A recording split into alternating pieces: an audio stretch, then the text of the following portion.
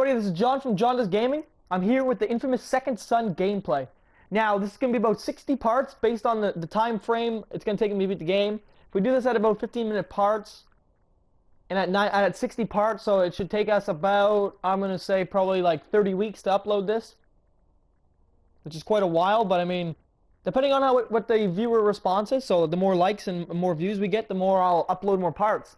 And so, it's all up to you guys. If you guys watch the videos more, then I'll upload more parts per week and so on and so forth. Now, being that today's Tuesday, we're back on our weekly schedule. This will be up today sometime. I'm not too sure exactly when, depending on the uploads, because the uploads on YouTube, sometimes they'll upload in like 10 minutes or so, but then other times they're really screwy with the time period. Like for instance, today there's 3 more videos up on the channel. The new channel trailer's up. There's Sunday's video, and then there's last Thursday's video up there because I've been backtracked, and so I just posted them all, that way you guys can watch them. Now there is a Call of Duty Ghosts Part 2 that will be up as well with the Part 1, and I'm hoping to get the Part 2 of this done for tonight, which will probably be uploaded on Wednesday, so that way we get back on the track. But then starting fresh next week on Sunday, it'll be Call of Duty Ghosts Part 3 and Part 4. And then on Tuesday next week, we'll have Infamous Part 3, Part 4. Followed by on Thursday, we'll have the Don't Starve Part 2. And it takes a turn for the worse, guys. I've already recorded it. It takes a brutal turn. And yeah, I'll leave it at that. You guys have to wait to see it. It's brutal. I'm going to leave it at that. You guys are going to kind of laugh a little bit when you see it, but needless to say, it stops at episode 2 for a reason. We'll bring it back some week, because given that Thursdays are just random gaming Thursdays, there's no set schedule. If you guys want, you can leave down in the description and the comments below what game you'd like to see after it's done.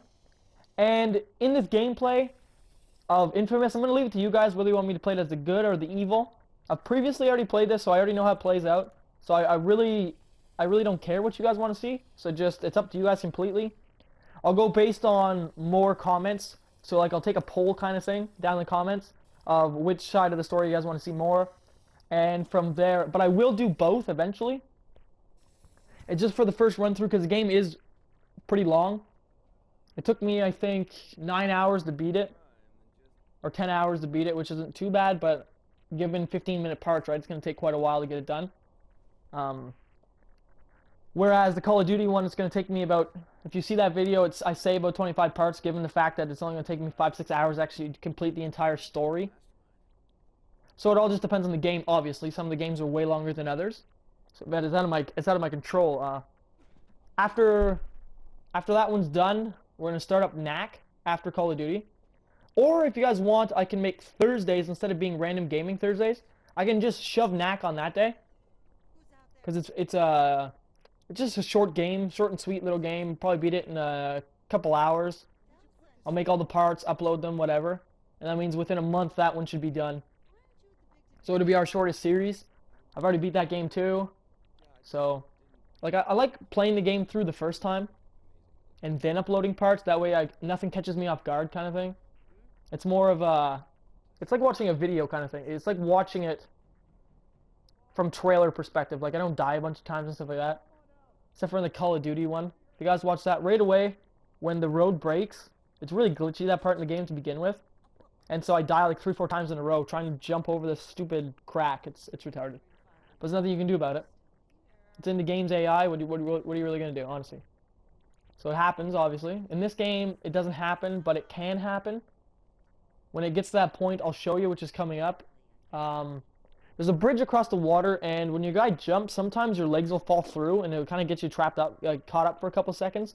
But it's completely dependent on if you know it's there. Like for instance, I don't get stuck there because I already know it's there, and so I jump I jump late or a little early, whatever, to compensate for it. That way it looks good in the video. But like if you're playing it yourself, you're gonna try to get like caught a couple of times. Yeah, this is pretty much, the game's pretty good. It starts off kind of like, if you ever play Uncharted, the whole gaming aspect's kind of the same as that, where you can grab the wall and like shimmy yourself across the wall and stuff like that. It's really Uncharted like the whole aspect of the game. like the whole mechanics. Like, for instance, this bridge right here. If you don't jump it properly, and this one too, if you don't jump it, your body gets stuck completely through. So, it's just something to look out for. I noticed it the first couple times. Sometimes when you're walking across the bridge, your ankle will fall through. But when your ankle falls through the bridge, you actually don't get stuck. So there you don't have to worry. But it's mostly just that one part you have to worry out about. So it's completely dependent on what you guys are going to do. The game is pretty free running based. I mean, there's a lot of free running in the game.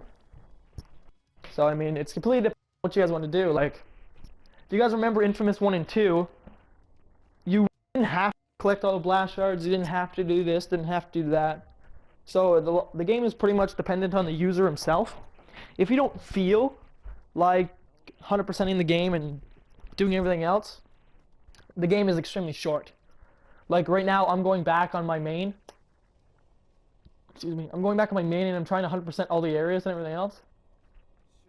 And I'm up to 87% game completion, so it's pretty good. The main storyline, I believe, if you pick up nothing, gives you a 60.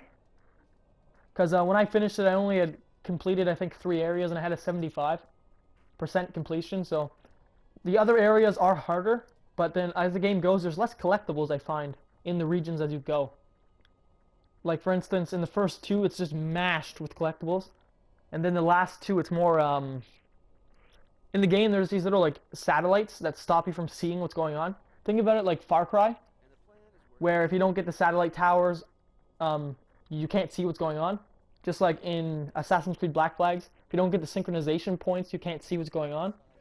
The same thing with this concept, is if you don't undo it, you can't see what's in the area, obviously. And sometimes it won't let you do the mission either. It'll say, mission's not available, go and do the tower, which you'll see in the gameplay, obviously. Put down in the comments below if you guys want to see me complete that stuff, or if you want me to just only main storyline. So every time it's a mission, record the video, or do you want to see the filler middle stuff? Because if so, the series will be shorter or longer, depending on that. Because for instance, the 60 parts will be if I kind of like screw around a little bit. But if you don't want to see the little in-between stuff, it'll probably be about 40 chapters, because yeah, quite a bit of it actually is going and completing the stuff in between the actual chapters themselves. Because the game kind of is dependent on what you do, so if you don't want to do that stuff, they force you to. Where like if you, for instance, it's kind of like, let me think of a game. Grand Theft Auto, for instance. If you don't have certain things done, they don't want you to go and continue on. Like Far Cry, the same thing. They didn't really want you to continue on, which is why they put in those satellite dishes. So they wanted you to actually do other things and find trophies and find relics and stuff like that before you continued on. The story of this game is actually pretty good. The protagonist being Devlin, obviously, or Delvin. And then you have the conduits, which is like the guy you're seeing right now with the DUP thing on. He's a conduit, which is also a bioterrorist. See, you can use smoke powers in this instance. Now, anytime that there's smoke around him, he can harness that energy and grab it. Your guy is he's kind of like a leech. So if he touches the conduit, he can absorb their powers. And so that means from birth, he was actually a conduit, but nobody knew because he didn't have powers. What he had is the actual power to harness all the powers. Now in the game, there's 4 different types of conduits. There's the smoke conduit, there's rock, there's neon, and then there's video. Now the video and neon one, I really didn't like the video one, to be honest with you, because it lets you summon angels and stuff like that, which summon giant swords. I didn't really like it. But the smoke one's actually pretty good. It lets you reach areas that you normally wouldn't be able to. The neon one is cool because you can run super fast, and behind you it has neon trails. So like if it goes extremely fast. Like for instance, the smoke is like half the speed. So you figure smoke is about twice as fast as running.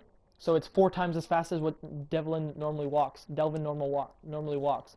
So it's actually quite good when you're in a midst of like enemies and stuff like that. Because the DUP in this one kind of remind me of the guys from Saints Row, and also the guys from, if you guys ever played the old Red Faction Guerrilla game, the DUP on that one, the EDF, sorry, on those 2 games, reminded me of that a lot. Which, like I've been a fan of this series. I love number 1. I really didn't like number 2, to be honest. Number one, I found had a way more solid storyline with like the old Kessler coming back and trying to stop his former self and stuff. I thought that was actually kind of interesting. And then number two, too many power changes and stuff. He should have kept to his normal powers. But this one actually, the way you earn the powers, I like, and how it's a fresh start on the actual franchise as a whole. Now, there's been speculation if they're actually going to make another one of this, but it's all dependent on sales, obviously. Being that it's only on PlayStation, it kind of helps PlayStation because right now with the lineup, Xbox has some pretty good games. They have like Titanfall, which is selling like you wouldn't imagine. And I personally don't like the game because it's like a giant mecha fighting kind of game, and giant mechas isn't really something I'm into. Like there used to be an old game on the computer, like an MMO one, in browser game that was like that, and I guess a lot of people played that because that's where they got the idea from. And like when I heard about that, I went and just searched it. It has like 1 million monthly players or something like that, which is actually pretty impressive considering you have to pay.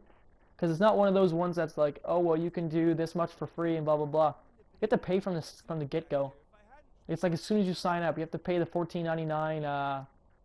No, sorry, not $14.99. I think it's like $4.99 a month or something like that. It's not too bad. But with credit card, you can't pay with PayPal or anything. You have to use a credit card. And so it kind of caught me off guard. Like, whoa, this many people play this game. You figure 1 million monthly members at $4.99 a month. But I didn't look into it further. But I'm pretty sure you can probably buy a year's thing. It's probably dirt cheap because a lot of those MMO games like that, the more time you're gonna buy, the way cheaper it is. Like it could be like $20 for the whole year and $4.99 a month. That way, if your month expires and you need a month really quick, they kind of charge you a little bit more. Same thing with PlayStation Plus. A 1 month, I believe, is $6. And the year is $49.99. So like, I mean, you are saving quite a bit of money. This part right here that you see how I walked into the fire, you have no choice. I tried to pick up the chain and then walk through, but they don't let you do that. They kind of force you to pick up the chain, and that becomes his weapon for a while in the game. So yeah, you can hit flaming timbers, which I really didn't like. You should have been able to just smoke dash through that. Would have been more sense. But at some time they had to introduce the weapon, obviously. It only makes sense. Another thing for Xbox, however, is Dead Rising 3. That game is stellar. I've seen multiple gameplays for it. It's really well put together. But just like the other two, Dead Rising 1 and 2 are actually really good as well. The story is slightly skewed from the original 2 because it's next gen. They're going to try to do that.